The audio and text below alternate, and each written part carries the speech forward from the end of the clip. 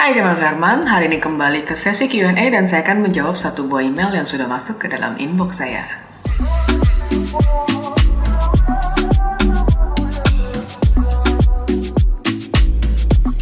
Makasih banyak buat teman-teman udah kirim email ke martasuherman@gmail.com. Hari ini saya akan memilih satu buah email untuk dibahas. Dan email yang saya pilih hari ini adalah email dari YMV Brahmana. Alamat emailnya adalah ymvbrahmana@gmail.com. Saya mau tanya seputar fotografi pas foto atau foto kelulusan untuk sekolah. Teknik pengambilan gambar, posisi lighting, dan alat-alat atau lensa yang sebaiknya digunakan apa ya? Terima kasih sebelumnya. Nah, sebelum saya masuk ke pembahasan kali ini, saya ingin mengucapkan terima kasih buat teman-teman yang sudah support channel ini, yang sudah subscribe, dan buat teman-teman yang mungkin baru menemukan channel ini dan belum subscribe, jangan lupa di-subscribe sekarang, karena setiap minggunya saya mengupload 2 buah video yang membahas seputar fotografi. Dan buat teman-teman yang mungkin menanyakan apakah saya ada jasa fotografi, videografi, ataupun social media management, teman-teman bisa kontak ke nomor di bawah ini. Nanti akan dibantu oleh administrasi saya. Dan juga buat teman-teman yang mungkin menanyakan apakah bisa memanggil saya sebagai narasumber untuk kebutuhan komunitas, kampus, ataupun perusahaan, juga bisa langsung kontak ke nomor tersebut. Mungkin bagi sebagian teman-teman di sini mendengar kata pas foto atau foto untuk kelulusan mungkin sesuatu yang biasa banget gitu ya, yang kayaknya setiap hari kita lihat, dan bahkan di KTP itu kan ada pas foto gitu, dan kita berasa itu kayaknya nggak perlu skill khusus atau nggak butuh pengetahuan khusus untuk mengabadikan foto-foto tersebut. Nah, disimak video yang kali ini saya akan coba sharing buat teman-teman yang mungkin ingin menjalankan usaha ini supaya fotonya dan hasilnya juga akan lebih baik. Pas foto ini mungkin agak sedikit berbeda dibandingkan dengan foto-foto lainnya yang tematik atau yang mungkin lebih casual, karena pas foto ini biasanya digunakan untuk kebutuhan yang formal dan harus nampak kayaknya lebih kaku dibandingkan foto-foto lainnya. Tapi poin-poin apa aja sih yang harus diperhatikan? Nah, teman-teman coba perhatikan beberapa peralatan yang harus digunakan pada saat pemotretan untuk kebutuhan pas foto tersebut. Yang pertama yang teman-teman harus perhatikan apabila teman-teman ingin menjalankan usaha pas foto atau mungkin ingin melakukan pembuatan foto pas foto di rumah ya, teman-teman harus perhatikan kamera dan juga lensa. Di sini kamera teman-teman bisa menggunakan apa saja. Dan juga untuk lensa sebenarnya nggak ada spesifik khusus yang harus teman-teman investasikan, bahkan dengan smartphone pun bisa digunakan.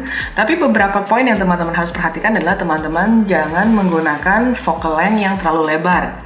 Jadi di sini teman-teman coba cek, kalau mungkin teman-teman belum pernah dengar apa sih focal length, teman-teman cek di video saya di bawah ini, karena saya pernah membahas apa itu focal length dan apa sih impact-nya pada hasil sebuah foto, bagaimana distorsi-distorsi yang dihasilkan dengan penggunaan lensa yang salah. Kemudian lensa apa sih yang direkomendasikan untuk memotret foto pas foto ini? Nah, teman-teman sebenarnya bisa memulai di focal length 50 mili. Jadi biasanya lensa 50 mili itu adalah lensa yang paling murah ya, maksudnya dibandingkan lensa fix lainnya yang biasanya relatif tinggi. Lensa 50 mili f1.8 itu biasanya lensa yang kita miliki yang kedua setelah lensa kit. Dan di sini teman-teman kalau menggunakan kamera APS-C artinya akan mengalami pembesaran 1,5 kalinya.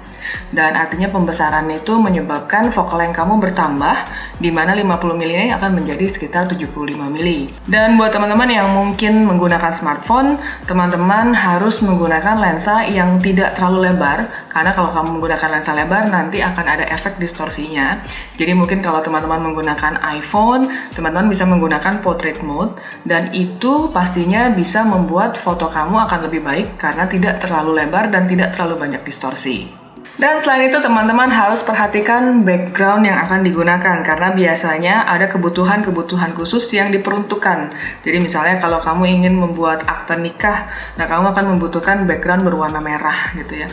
Atau misalkan kebutuhan-kebutuhan lainnya ada kadang-kadang berwarna hijau, berwarna putih, ataupun berwarna biru. Jadi teman-teman harus memiliki background-background ini sesuai dengan kebutuhan. Selain itu kalau teman-teman perhatikan bagaimana dengan lightingnya. Lighting di sini untuk pas foto memang tidak dituntut sesuatu yang agak out of the box, jadi biasanya sangat common, sangat biasa, dan biasanya kita cukup dengan penerang ruangan biasa. Jadi artinya kalau kita menggunakan lampu bisa cukup dengan menggunakan continuous light, atau kalau teman-teman ada budget lebih, teman-teman bisa juga menggunakan strobe light ya. Dan di sini biasanya cahayanya itu cenderung lebih rata. Dan mungkin pertanyaan teman-teman di sini mungkin nggak sih kalau bikin pas foto itu hanya menggunakan natural light atau window lighting? Mungkin banget, tapi teman-teman harus jeli terhadap cahayanya. Jadi make sure cahayanya itu tidak terlalu keras, karena ketika cahaya terlalu keras pastinya akan memiliki shadow yang terlalu keras juga. Dan di sini penting banget buat teman-teman ketahui bahwa dalam sebuah foto ini biasanya dibutuhkan detail yang cukup jeli. Jadi artinya beberapa pose yang diharuskan wajah itu nampak bersih. Jadi jangan shadownya itu malah menghalangi detail dari wajahnya seseorang. Karena kalau di pas foto ini biasanya kita tidak perlu men-shaping dimensi ataupun apa, jadi hanya membutuhkan penerangan ruangan. Nah, teman-teman tuh bisa menggunakan satu lampu pun sebenarnya cukup ya, bisa dengan satu lampu lalu menggunakan umbrella, atau teman-teman kalau ada bisa menggunakan dua lampu misalnya kiri kanan supaya shadownya tetap akan lebih rata gitu. Dan di sini juga teman-teman harus perhatikan posisi duduk dari si model yang kamu foto. Karena posisi duduk dari si model tersebut itu penting. Ketika kamu memberikan cahaya terlalu keras, shadow itu akan nampak di bagian backgroundnya. Jadi teman-teman harus perhatikan mungkin jarak dia harus sekitar minimal 1 meter dari background yang digunakan. Dan di sini juga selain backgroundnya tidak perlu sampai ke lantai, karena biasanya untuk pas foto itu hanya pemotretan di sekitar dari pinggang ke atas, dan biasanya ada ukuran-ukurannya sendiri. Jadi teman-teman nggak perlu memasang kainnya itu seperti limbo misalkan sampai ke lantai, karena kita tidak mengambil bagian kaki untuk kebutuhan pas foto. Dan di sini juga teman-teman harus perhatikan kursinya, kursi duduknya itu jangan yang ada senderan di belakang, karena kalau kamu foto otomatis senderan di belakang ini akan mengganggu. Dan teman-teman coba gunakan kursi yang tanpa senderan. Dan di sini juga teman-teman harus tahu ukuran-ukuran yang biasanya dibutuhkan untuk kebutuhan pas foto tersebut. Artinya ada pas foto yang berukuran 2x3, 3x4 ataupun ukuran 4x6. Dan di sini biasanya ukuran pas foto itu adalah ukuran dari dada ke atas. Jadi teman-teman tidak perlu mengambil terlalu jauh. Nah, di sini teman-teman harus pastikan posisi duduk dari si talent tersebut benar-benar berhadapan sejajar dengan lensa kamera kamu. Dan pastikan juga posisi pundak kiri dan kanan itu sejajar. Dan biasanya juga untuk bagian kuping ya, biasanya ada satu syarat tertentu di mana kuping itu harus tetap nampak. Jadi teman-teman harus pastikan posisi atau kebersihan dari bagian kuping ini terlihat jelas di kamera kamu. Dan kemudian juga harus pastikan baju detailnya juga rapi, jadi kerah jangan turun naik, atau misalkan kalau pakai dasi mungkin dasinya agak kendor. Jadi teman-teman di sini sebagai fotografer untuk pas foto, make sure detail yang kamu ambil itu benar-benar sesuai dan rapi. Dan selain itu juga biasanya dituntut untuk kebersihan di bagian wajah. Jadi biasanya poni, yang teman-teman mungkin punya poni yang panjang, nah biasanya itu diminta untuk dibersihkan supaya alis dan juga mata terlihat nampak jelas. Dan make sure juga pada saat kamu ingin melakukan photoshoot ini, kamu harus menyediakan kaca supaya orang yang datang ke tempat kamu itu bisa membersihkan dirinya dulu atau rapi-rapi dulu gitu ya. Dan bahkan kalau teman-teman mungkin memiliki sisir ataupun lainnya, mungkin teman-teman bisa sediakan di sana gitu ya. Dan kemudian supaya teman-teman di sini tidak melakukan post processing yang terlalu banyak, karena biasanya pas foto itu dibutuhkan dalam kondisi cepat. Jadi biasanya hari ini foto udah harus jadi cetak gitu ya. Nah teman-teman make sure backgroundnya itu bersih. Jadi jangan sampai teman-teman misalkan ada bercak-bercak atau misalkan ada kotoran apa. Nah make sure background itu bersih. Dan untuk pemilihan background pastikan backgroundnya juga tidak mengkilap. Jadi benar-benar flat ya, licin, lurus.